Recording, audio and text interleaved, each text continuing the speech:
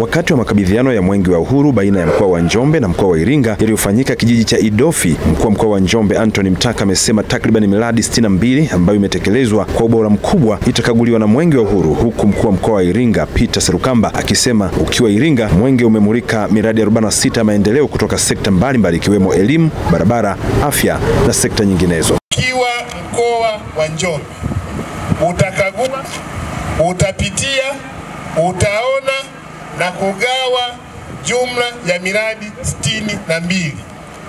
Miradi hiyo ina thamani ya shilingi bilioni 17.6. Kupitia jumla ya miradi ya maendeleo 46 yenye thamani ya shilingi bilioni 31 milioni 212,398,254 na senti 07. Na mchanganuo wa gharama za miradi ni kama ifuatavyo: serikali kuu bilioni 23.1 sawa na 74.12. Mara baada ya makabidhiano hayo ndipo naibu waziri wa viwanda na biashara Exaudi Kigahe, naibu waziri wa uchukuzi David Kienzile na mbunge wa Njombe mjini ambaye pia ni mwenyekiti wa bunge la Jamhuri ya Muungano wa Tanzania Deo Mwanyika wakaeleza manufaa ya Mwenge wa Uhuru katika kuchochea maendeleo kwa Watanzania. Halmashauri yetu kimsingi umekuwa kwa sehemu kubwa kwenye jimbo langu la Mufindi Kusini, umekwenda kwenye miradi hiyo yenye sekta ya nishati, maji, miundombinu, uwekezaji kiuchumi, elimu, afya na maeneo mengi. Jimbo Afrika Kaskazini ametupendelea miradi mingi na hasa kwenye barabara.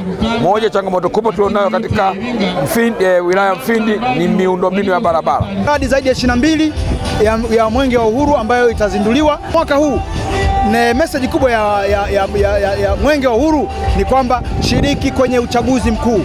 Njombe tupo tayari kushiriki na miongoni mwa miradi 6 yenye thamani ya bilioni 3.6 iliyopitiwa na Mwenge wa Uhuru katika halmashauri ya mji wa Makambako ni pamoja na mradi wa shule ya sekondari Idofi, ambapo msoma taarifa Rahabu Sandigila amesema mradi huu umegharimu milioni 500 katika ujenzi wake, huku Ismaili Usi, kiongozi wa mbio za Mwenge wa Uhuru kitaifa, akikiri kuridhishwa na ubora baada ya kukagua na kuwaibua wananchi.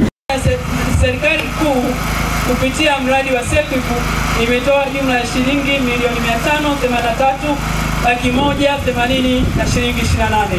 Shule hii itaenda kuwasaidia sana wanafunzi, watoto wetu ambao walikuwa wanatembea umbali mrefu kutafuta elimu katika kata Mloa ndani kabisa. Kwa kweli tumejiridhisha na ukaguzi wa shule hii. Kwa kweli shule ina viwango, ina ubora na hongereni. Nikiripoti kutoka hapa mkoani Njombe, hii ni TVE Habari. Mimi ni Ibrahim Godfrey Mlele.